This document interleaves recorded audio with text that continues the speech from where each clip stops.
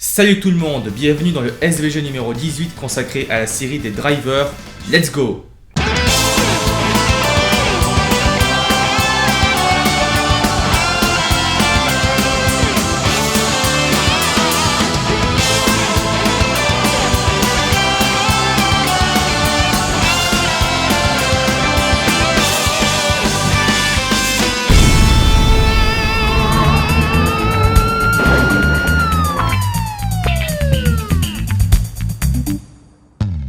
Driver est une série de jeux de course de bagnole comme je les aime, créée par Martin Edmondson, édité par GT Interactive et développé par Reflexion, dont le premier opus est sorti en 98 sur PlayStation, puis adapté sur différents supports.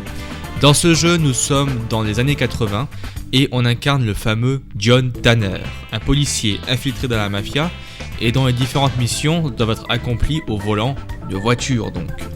C'est le premier jeu qui propose une ville entièrement ouverte et praticable en 3D. Enfin, il y avait GTA qui existait, mais c'était en 2D. Ce jeu eut un important succès sur la console de Sony et place le titre numéro 1 des ventes PlayStation avant d'être dépassé par un autre jeu. Je veux bien sûr parler de Gran Turismo. Copieur! Quoi? Arrivé au menu du jeu, nous avons 3 modes, dont un mode libre et 4 villes dispo, dont 2 à débloquer. Miami, San Francisco, Los Angeles et New York. Mais on va plutôt se focaliser sur le mode un flic dans la mafia. Côté technique, ce qui frappe dans ce jeu, c'est sa liberté. 4 maps assez complètes dans le jeu pour les découvrir. Bon, évidemment, c'est que dalle aujourd'hui, mais pour l'époque, c'est tout autre. Il y a aussi la conduite qui est très agréable, penchant vers l'arcade. Le frein à main est automatique par défaut, ce qui permet de prendre des virages assez tôt, tout en ayant une excellente reprise du véhicule. Dans ce mode, on retrouve un menu entièrement en 3D et qui est censé être l'hôtel de Tanner, et on va souvent se servir de ceci pour avancer. D'ailleurs, ce répondeur va parfois vous permettre de choisir les missions que vous voulez faire. Réflexion s'est même permis de se faire quelques délires avec ça. Allô, bonjour, alors je voudrais une double portion de beignets de poulet avec un max d'oignons frits et de ketchup. Ah oui, et puis cette sauce barbecue que j'adore. Ah, faut que ça baigne. Et l'on va devoir faire tout type de missions, braquage de banque, destruction de restaurants, pour au final avoir un objectif, sauver le président, quelle idée originale. Cela dit, Driver aurait pu être beaucoup mieux, car les graphismes et les performances sont tels qu'il aurait dû sortir donc sur une console plus puissante que la PS1. En effet, le jeu rame souvent, il peut même vous gâcher des cascades. Pour en revenir aux missions, elles sont simples et se répètent souvent. Vous devez soit aller sur un itinéraire, soit suivre quelqu'un, soit démourir des trucs, tout en échappant ou pas à la police. Mais attention, les missions sont certes simples, mais le trafic va beaucoup vous handicaper. Il arrive que des escortes et ou des tonnes de voitures de police vous foncent dessus et font rapidement monter la jauge de dégâts au maximum, ce qui entraînera l'échec de la mission. Vous l'avez compris, le mode influx dans la mafia va vous permettre de bien vous occuper car en plus de sa difficulté, il permet de débloquer 2 villes, Los Angeles et New York. Désolé les cheaters, il n'y a pas de code pour débloquer les villes. Il existe aussi une version PC de Driver, alors pour moi elle est nettement supérieure à sa version originelle car elle corrige bon nombre de défauts. Déjà il n'y a plus aucun ralentissement, il y a des textures plus lisses, un clipping moins visible et il est surtout compatible Windows 7 et Windows 8 et ça c'est un régal. Vu le succès important de Driver, il est tout à fait normal qu'il y ait une suite. Donc voici Driver 2 édité par Infogrames cette fois car ils ont racheté GT Interactive, sorti en 2000. On prend les mêmes et on recommence. Driver 2 reprend donc exactement le même moteur que le premier opus. 4 villes sont disponibles, la dernière étant la meilleure selon moi. Par rapport au premier opus, Driver 2 contient de petites améliorations comme l'ajout de virages en arc de cercle, le choix de véhicules, des maps moins fermées mais également de petites améliorations graphiques. Mais la grande nouveauté de cet opus est la possibilité de sortir du véhicule et d'en piquer un autre, plutôt pratique contre les flics. Je vous parlerai pas de la skin de Tanner qui est très simpliste et franchement moche. Et on peut également tomber dans l'eau de la même manière que Mython Madness et ça c'est cool. Tous ces petits ajouts accentuent encore plus le problème qu'il y avait au premier opus, les ralentissements. Regardez là, le jeu ralentit tellement qu'il provoque même certains freezes. Tout ceci s'explique par le manque de temps donné aux développeurs pour concevoir le jeu, car il fallait concevoir une suite assez rapidement, mais tellement rapidement que la version PC de Driver 2 n'est jamais sortie, et c'est bien dommage. Mais malgré cela, le jeu a fait un four à sa sortie à cause de la sortie un an plus tard de GTA 3, qui reprendra fortement le concept des drivers. D'ailleurs, pour la petite anecdote, il y a une mission dans GTA 3 où Tanner apparaît, et donc fait office de conducteur hors pair, et le but, c'est de le tuer. Et ça, Réflexion ne peut pas laisser cette provocation sans réagir. C'est ainsi que 4 ans plus tard, une suite débarque enfin sur la nouvelle génération de consoles de l'époque. Voici Driver 3 que Atari a voulu nommer Drive 3R.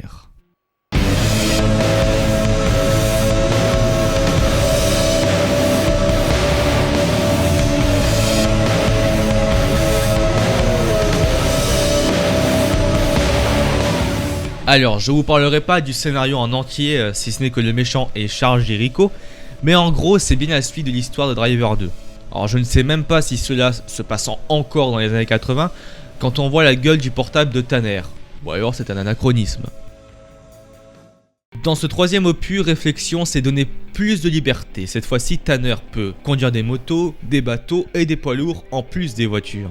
Il peut aussi avoir des flingues et tirer sur à peu près tout ce qui bouge, ce qui éclaircit cette mystérieuse ombre dans Driver 2. Il a aussi sa propre jauge de vie, les piétons peuvent être percutés et Tanner a appris à nager entre temps. Vous l'aurez compris, Driver se transforme en GTA-like. Qui dit troisième opus dit 3 villes, Miami, Nice et Istanbul. Miami qui a d'ailleurs pas mal évolué par rapport au premier opus. D'ailleurs, il y a une ville française, Nice, et c'est assez rare qu'un jeu de ce genre utilise une ville française, et en plus, pas très loin de chez moi en plus. Donc, pour le mode undercover, le mode carrière quoi, bah ça change pas tellement des autres. En sus, il faut tuer des gens, rentrer dans des bâtiments et conduire d'autres véhicules. Et il y a un peu plus de rebondissement dans l'histoire qu'avant. Les seuls problèmes qui vont vous handicaper dans le jeu, c'est ces bugs tout simplement. Il est pas rare d'en croiser, et aussi sur internet d'ailleurs, piétons qui s'envolent, voitures qui sont dans une position insolite, sortir du décor, et surtout le jeu qui plante sans raison. Faute à un développement bâclé, encore une fois, parce que Atari avait, disons, des difficultés financières et il fallait sortir le jeu dans les temps. Et donc c'est pour ça que les phases à pied sont très imprécises, car elles sont tout simplement pas terminées. Donc forcément, les développeurs de Réflexion s'attendaient à avoir des critiques négatives, mais ils ont tellement été négatifs que le jeu a une nouvelle fois fait un four. Ce développement laborieux a poussé Martin Edmondson à quitter le studio Réflexion pour ne plus revivre les pressions qu'il a subies en interne. Cela dit, si l'éditeur aurait été différent, Driver 3 aurait pu être largement meilleur, mais on ne modifie pas l'histoire. Malgré cela, un nouveau driver est sorti en mars 2006 et il se nomme Driver Parallel Lines, sorti uniquement sur Xbox et PS2, sous la supervision de Gareth Edmondson, le frère de Martin Edmondson.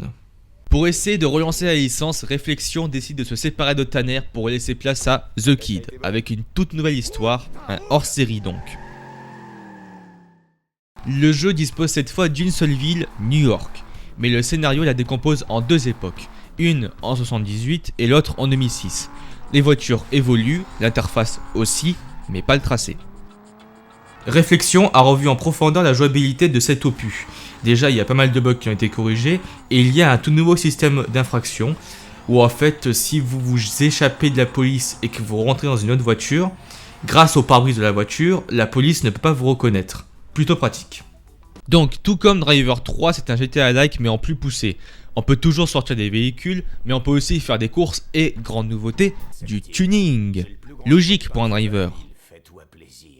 Sinon, graphiquement, il n'y a pas trop de changements, même si ça a l'air plus léché quand même. Et la bande son est composée pour la première fois de musique commerciale, et elle est de qualité. Chacun ses goûts, Quant au scénario, il est plutôt accrocheur, mais je vous laisse le découvrir par vous-même une nouvelle fois. Donc en soi, il n'y a pas grand chose à dire là-dessus, si ce n'est que le jeu est sorti quelques mois plus tard sur Wii et PC, et entre temps, Ubisoft a racheté les studios Réflexion.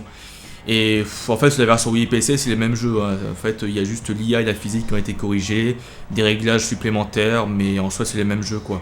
Et il a failli avoir un mode online, mais il n'a pas été inclus, et c'est bien dommage. A partir de là, beaucoup de personnes ont cru que ce driver était le tout dernier, et que la série est partie complètement en couille, ce qui est un peu vrai. Mais c'est sans compter la sortie de Driver San Francisco qui fera un peu bousculer les choses. Ubisoft réembauche Martin Edmondson et décide de faire un reboot de Driver, avec le grand retour de John Tanner. Et c'est donc Driver San Francisco qui est sorti en 2011 sur 360, PS3, Wii et PC.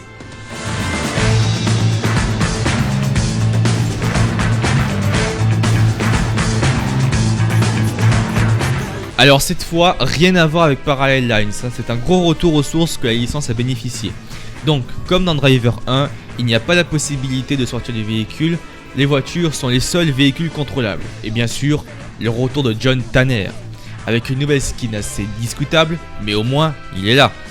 Donc, comme le nom l'indique, nous avons droit encore une fois qu'à une seule ville, San Francisco, 100 fois mieux réussi que le premier Driver et surtout, beaucoup plus grande. Ce driver là est sans doute le plus atypique de la série, et je suis obligé de vous dévoiler un élément important du scénario, l'accident de John Tanner. Pour résumer, en fait, il s'est pris un camion en pleine face, et il est tombé dans le coma, et c'est dans ce coma donc que tout le jeu va se dérouler. Comme c'est de la pure imagination, Tanner observe des éléments louches, comme la ville qui adresse la parole à notre héros, ou des voix qui surgissent de nulle part. Ça va, John? Ouais, ça va. Réflexion à profiter de cet élément du scénario pour inclure plusieurs possibilités, comme le shift, élément central du gameplay qui permet de switcher entre différents véhicules et aussi d'entrer dans le corps des autres conducteurs. Il arrive même que vous vous retrouvez en pleine conversation, et c'est ça que je trouve énorme, et pas très habituel pour un driver, car Tanner est censé être discret à la base. C'était quoi ça? Ça, c'était le résultat d'années d'expérience. Il est con ce Tanner.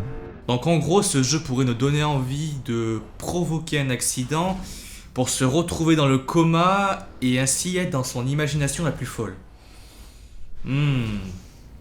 Les développeurs ont aussi inclus des véhicules récents dans le jeu et que l'on peut même acheter dans un garage. Alors que l'ambiance est clairement du style 70s, mais on est dans l'imagination de Tanner, hein. Concernant le shift, vous allez me dire que, comme on peut entrer dans le corps de n'importe qui, on peut entrer dans le corps d'un policier ou d'un malfrat qui vous poursuit. Et bah, s'il vous poursuit pas, oui, mais sinon non, ça serait trop facile, hein.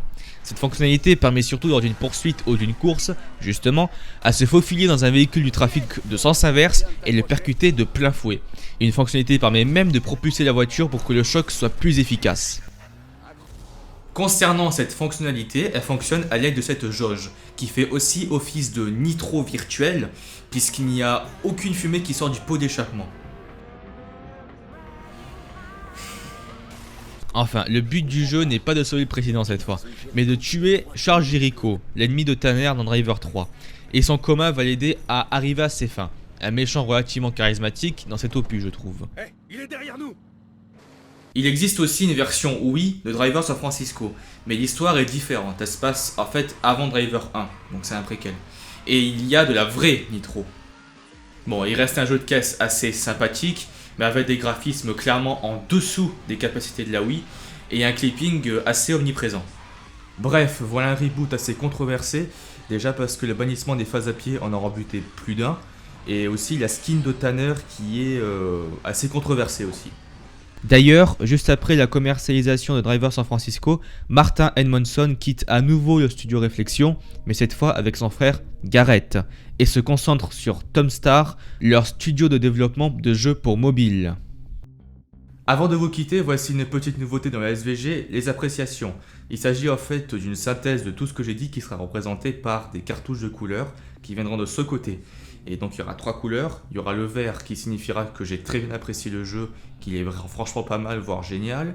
Orange quand c'est entre les deux, quand en fait le jeu m'a déçu, voilà quoi, entre les deux. Et le rouge que j'ai pas du tout apprécié, ou que franchement je suis déçu et franchement voilà, c'est mauvais. Alors Driver évidemment, le premier opus je l'ai mis vert parce que voilà, c'est un très bon jeu, c'est celui qui a inspiré GTA, même si GTA avait le même principe en 2D. Malgré ses petits ralentissements, franchement, c'est un très bon jeu, malgré qu'il est répétitif. Franchement, il est pas mal. Driver 2, alors je l'ai mis en vert aussi, étonnamment, parce que bon, même si Driver 2 il est pas fini, autant le dire, il reste une très bonne suite, avec 4 vies supplémentaires qui sont franchement géniales. C'est dommage que le jeu rame, et rame encore plus, mais ça reste un très bon jeu. Les phases à pied sont... voilà quoi, sont pas terribles. Drift 3R, Driver 3. Alors lui il m'a déçu. c'est un bon jeu, attention, hein, c'est un bon jeu, mais j'en attendais, je pense, beaucoup trop. Bien qu'à l'époque, moi je l'avais apprécié le jeu, j'avais vu putain un driver sur PS2, enfin c'était plutôt sur Xbox à l'époque. Oh c'est génial putain. Ok mais ouais, il y a pas mal de bugs, il y a... ouais. C'est dommage qu'ils ont raté le coche de ce côté-là. Driver Parallel Lines, ouais. Moi je l'ai trouvé fade hein, ce driver, malgré qu'il a des codes assez sympas, n'est-ce pas. Je l'ai trouvé assez fade mais pas mauvais. Pas mauvais parce que bien que le jeu en soi n'a pas vraiment de saveur, je trouve, il y a l'histoire qui est pour moi le plus grand atout de cet opus. Ensuite, Driver San Francisco. Alors ce jeu-là, je l'ai commencé, il est génial. Bon, objectivement, c'est un très bon jeu. Il a une conduite assez spéciale. Une conduite assez nerveuse, hein, beaucoup plus nerveuse que les précédents opus. C'est un très bon jeu, franchement, je vous le conseille. Le seul truc, c'est qu'ils ont changé la skin de Tanner, donc le visage qui est bon, discutable, et le comportement aussi de Tanner qui est trahi. Son comportement est trahi par rapport aux anciens opus, parce qu'en fait, Tanner en lui-même est un personnage assez froid, qui est peu bavard, enfin voilà quoi, il pense qu'à sa bagnole quoi, alors que dans San Francisco c'est plutôt un mec cool qui fait des blagues parfois, qui papote, enfin son comportement a changé et je comprends les fanboys, mais je dis bien les fanboys qui n'aiment pas Tanner dans cet opus là. Et Driver San Francisco version oui cette fois, ouais. Pas terrible. Bon, c'est bien qu'on ait un préquel de Driver 1 parce que l'histoire est différente. Mais là, il est franchement fade. Hein. Franchement fade, sans saveur. Même si je répète ce que j'ai dit avant. Ouais. Pas terrible. Je vous conseille franchement la version HD. Et voilà donc pour la synthèse. Merci à tous d'avoir suivi ce SVG 18 qui est enfin publié après 3 mois d'absence. Je vous conseille d'aller voir le site bloody.fr. Alors, d'habitude, je fais jamais les promotions hein, de ce site-là, mais voilà, je vous conseille d'aller le voir pour avoir les dernières nouveautés du SVG, également le Facebook, le Twitter. Enfin, j'ai pas l'habitude de faire ça, mais il faut bien un jour que je fasse la promotion. Merci à tous d'avoir suivi ce SVG et je vous retrouve dans quelques semaines, j'espère, pour le prochain numéro. Je vous dis à plus.